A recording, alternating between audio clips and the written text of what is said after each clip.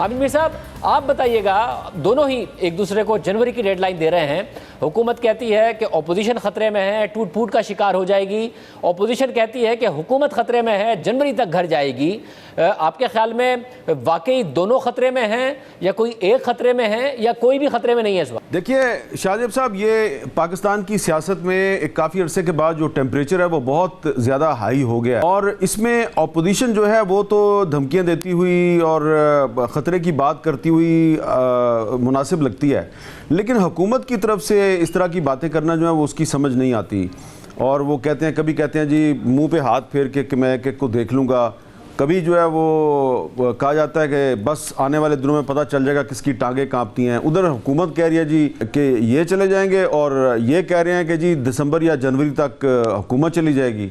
तो अब समझ नहीं आती कि जो पाकिस्तान का आइन है उसमें कौन सा आर्टिकल है जिसके तहत अपोजिशन जो है वो दिसंबर या जनवरी तक हुकूमत को भेज देगी, और कौन से आइन के आर्टिकल के तहत जो हुकूमत है वो पूरी की पूरी अपोजिशन जो है उसको गद्दार करार दे सकती है। तो ये दोनों जो है वो मेरा ख्याल है बहुत लायानी किस्म की गुफ्तगू कर रहे हैं। और साथ ही साथ इसमें कुछ लोगों ने एक डायलॉग की बात की थी, लेकिन मुझे लग रहा है कि वो अब डायलॉग जो है उसकी भी गुंजाइश ख़त्म हो चुकी है।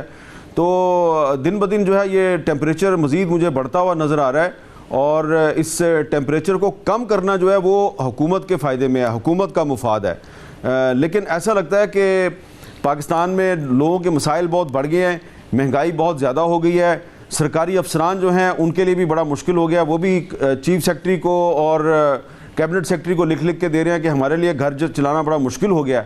तो अब हुकूमत के लिए फिर एक ही तरीका है कि वो अगर महंगाई कम नहीं कर सकती, आवाम के मसाइल नहीं हल कर सकती, तो फिर वो अपोजिशन के साथ जो मुहाजरा ही है उस पर उसकी ज़्यादा तवज्जो है, ताकि लोगों की तवज्जो जो है वो अपने मसाइल से हटी रहे, और वो ये गद्दारी और हुबुल वतनी की जो बहस है उसमें उलझे रहें। मेरा ख्याल है ये स्ट्रेटजी जो है ये ज़्यादा अरसा चल नहीं सकती। अल्टीमेटली इसका फ़ायदा अपोजिशन को है और हुकूमत को नुकसान है। फौजी साहब, आप क्या समझते हैं, जब अयाज सादिक साहब की तकरीर आई तो मरीम नवाज खामोश थी, नवाज शरीफ साहब खामोश थे, ऐसा लगा जैसे बैकफुट पर जा रही है अयाज सादिक साहब के रिमार्क्स के बाद नून लीग। मगर जो अब मरीम नवाज ने बात की वो तो अयाज सादिक के दिफा में सामने आई हैं, और उन्होंने वाज़े तौर पर कहा कि तो शाह महमूद कुरैशी पर तनकीद थी, इसको इदारों पर तनकीद की तरफ इसको किया जा रहा है।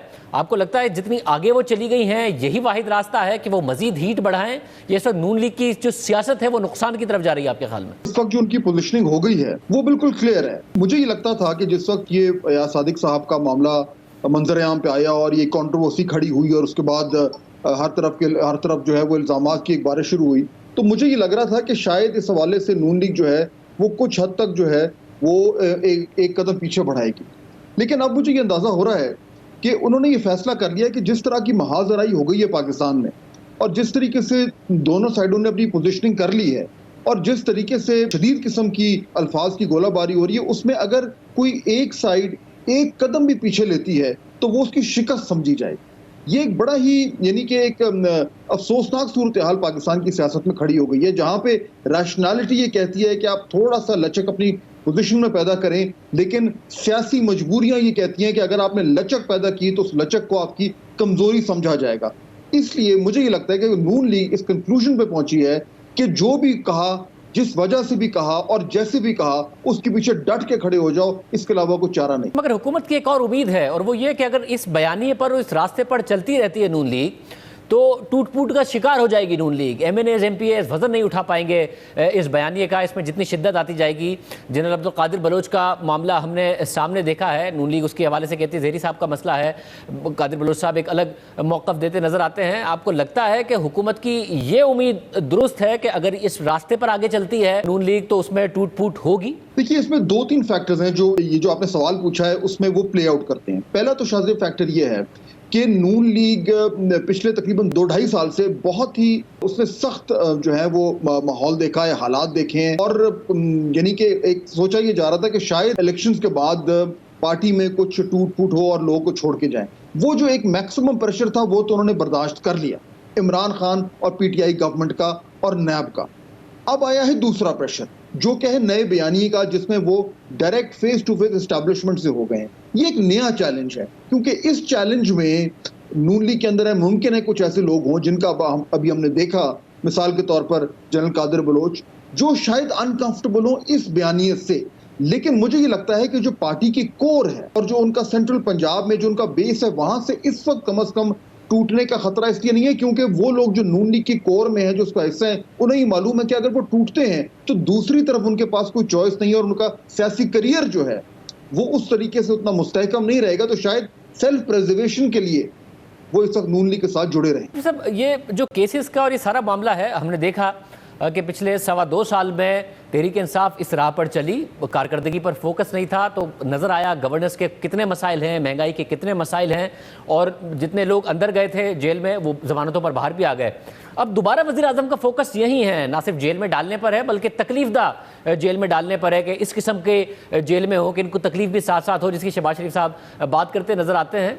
तो हुकूमतें आमतौर पर कोशिश करती हैं कि सियासी दर्जा नीचे आए, सब अच्छा नजर आए ताकि अदम इस्तेहकाम ना हो, मईशत आगे बढ़े।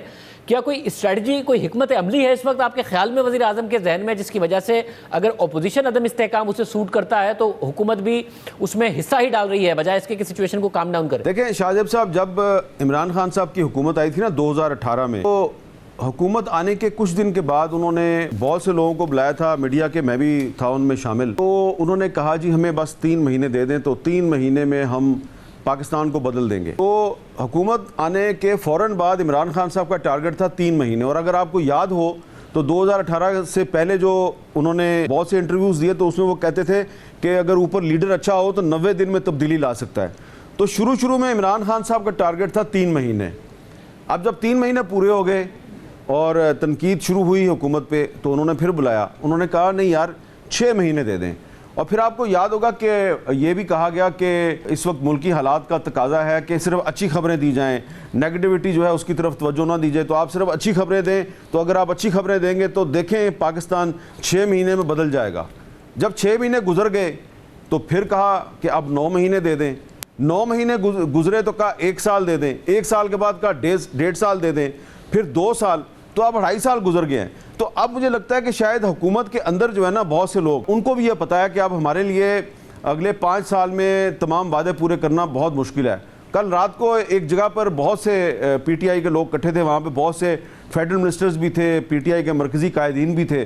तो वहाँ पे उनके साथ यही बात हो रही। वहाँ पे बहुत से जो उनके अपने लोग हैं वो ऑफ द रिकॉर्ड यही बात कर रहे थे कि हालात हमारे कंट्रोल से निकलते जा रहे हैं। दूसरी तरफ शाहजेब साहब, अपोजिशन पार्टीज़ जो हैं, इनका जो इत्तेहाद है, इसमें भी सबकी लाइन एक नहीं है।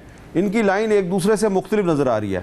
ख़ास तौर पे जो पीपल्स पार्टी है वो अब पिछले काफ़ी दिनों से ऐसा लग रहा है कि उसकी लाइन बिल्कुल मुख्तलिफ है।